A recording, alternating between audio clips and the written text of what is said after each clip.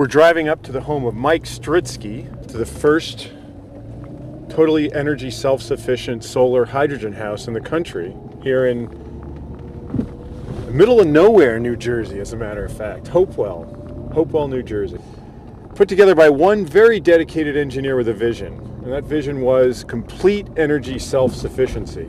He powers his house with energy from the sun. He's got solar panels on the house.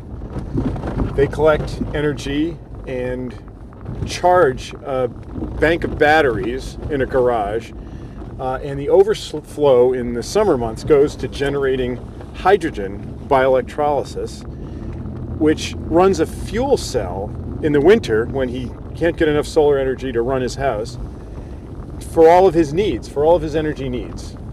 We're pulling up on a cold winter day right now to talk to Mike about his vision and how he built it.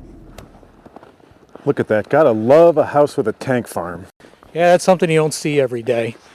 But the interesting thing about that tank farm is it only holds the energy of one SUV parked in someone's driveway. Yet it will power my home for the entire winter season, 3.5 months, along with the solar. It's because of the technologies that are employed here. The hydrogen fuel cell, for instance, is 3 times more efficient than an internal combustion engine. So anything that's run through a fuel cell is going to produce much more efficiencies. And if you strip the heat off that's generated by the fuel cell, you can get up to 80% efficiency. The fire department's got to love you. Actually, the fire department does love me. There's a lot less energy stored in these tanks than there would be if they were filled just a single one with propane. The safety of hydrogen is evident in that every major automaker is going to hydrogen fuel cell vehicles stored at tens of thousands of pounds rather than 200 pounds like you see in these tanks here. So the energy density of what you see here is not very much. The total energy in these tanks is the equivalent of about 56 gallons of propane, and there's no potential for leaking or causing a fire or hazard or explosion. Okay, let's go out on a limb here. Let's say I don't want 10 huge tanks in my yard.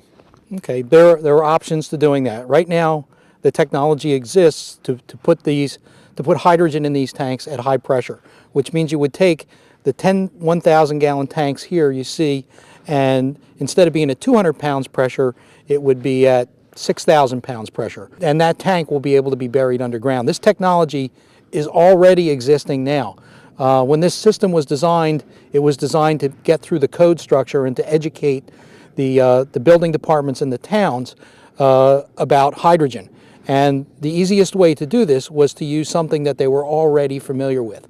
So I tried to mimic a propane installation down to the valves, the fittings, the regulator, the amount of pressure, so that they had valid arguments on either side as to why this system should move forward.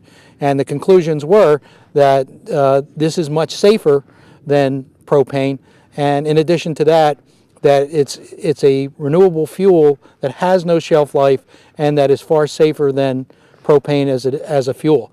And it can be done under the existing code structure. That was the hardest portion of this project, was to convince the town and to educate the state officials that this was a safe installation. And you've got to remember, hydrogen in industry has been used for over 100 years. The only thing that's different here is the application. What I'm doing in this home is not new technology. This is not cold fusion. What's happened here is we've taken 40-year-old technology that's been used in every manned mission since Apollo in the space program, and electrolysis, which has been around since the dawn of chemistry, and mated them together along with solar to be a total renewable energy system with storage that does not create a carbon footprint and has no shelf life. So this is the ultimate energy storage system. And even though it's big here in this prototype, the next system that I'm going to build is going to be 1/50th of the size. We've got some panels down here, solar panels that is, and some other solar panels completely covering this roof. And the ones on the roof are totally covered with snow. That's got to be a problem, right?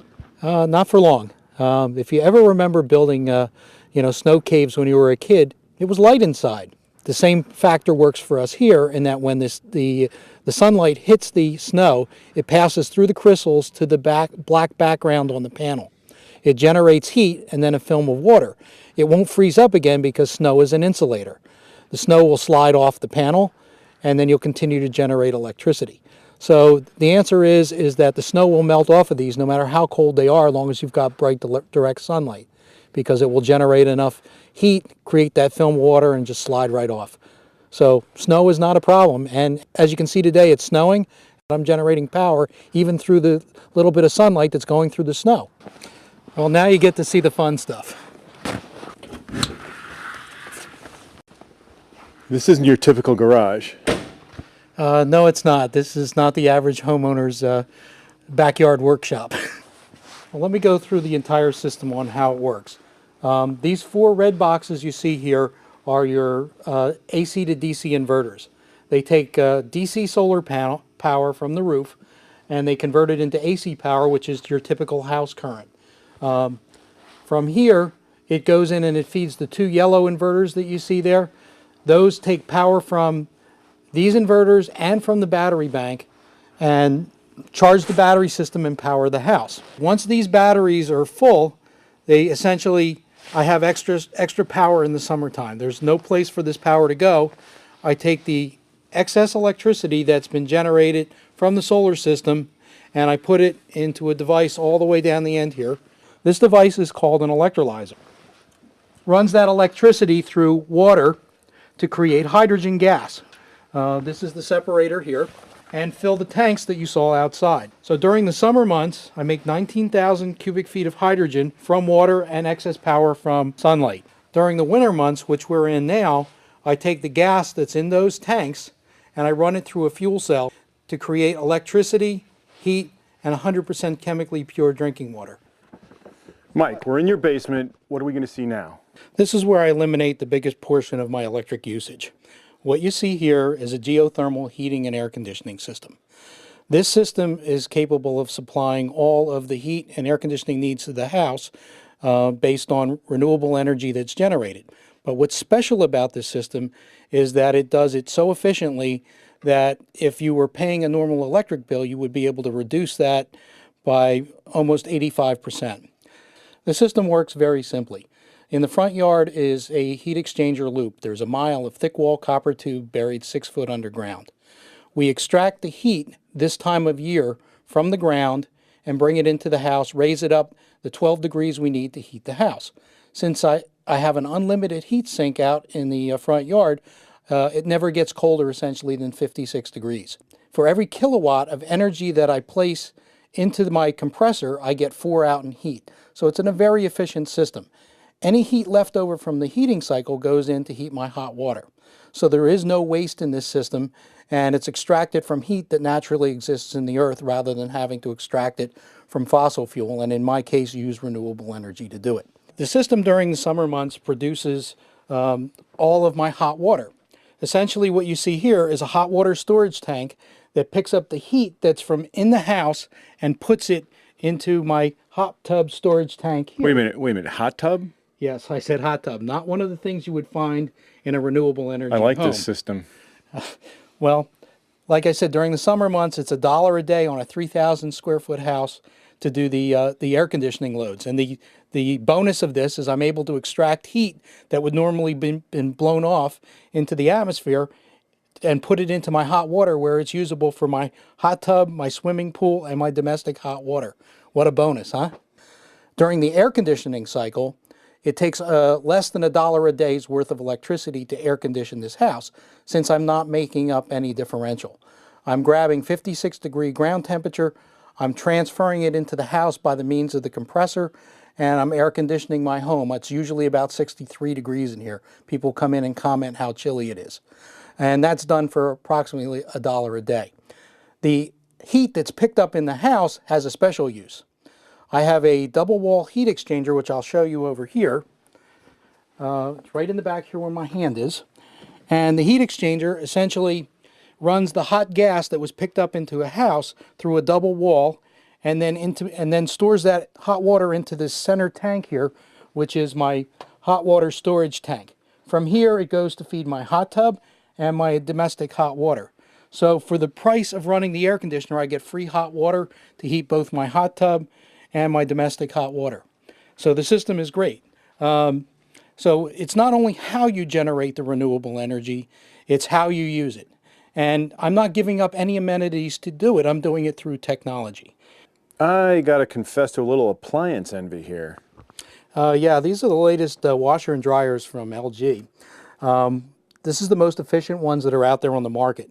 And what really sets these apart from the traditional washer and dryers that most people have is the technology. For instance, the washer here uses 80% less water and gets the clothes just as clean, if not cleaner.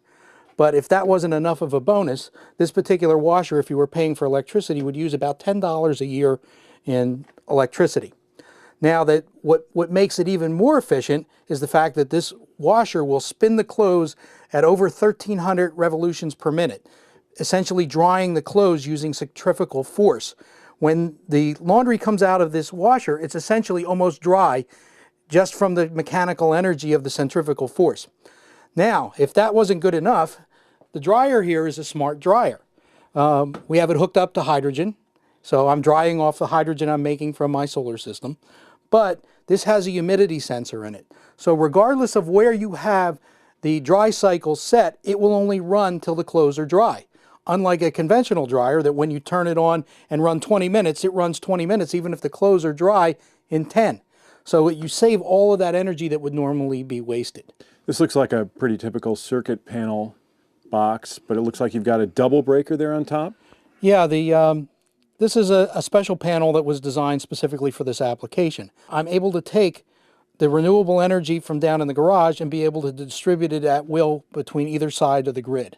This has a special double breaker along the top that can be thrown to tie onto the grid, where I can cross over from renewable energy to grid energy for service factors. Now, think about what this means, what I've just done here. I'm able to take energy that was generated during the summertime, store it as zero emissions fuel, and I'm using it during the winter months when I have the most demand. I mean, how many times as a kid did you wish that you could capture that heat from those hot summer days and use it to heat your house on those cold winter nights? Well, I've made all that possible. This is the perfect way of doing it, creating no pollution in the process and having a zero carbon footprint all the way. You're not recycling batteries into the environment.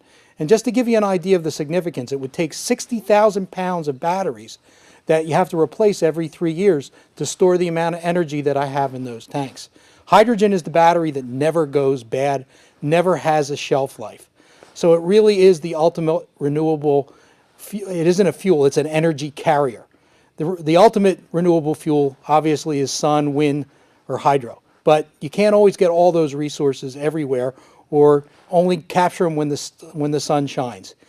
This system captures that energy whenever it's available, and you can use it whenever it's available, months, years, decades from now. Think how significant that really is.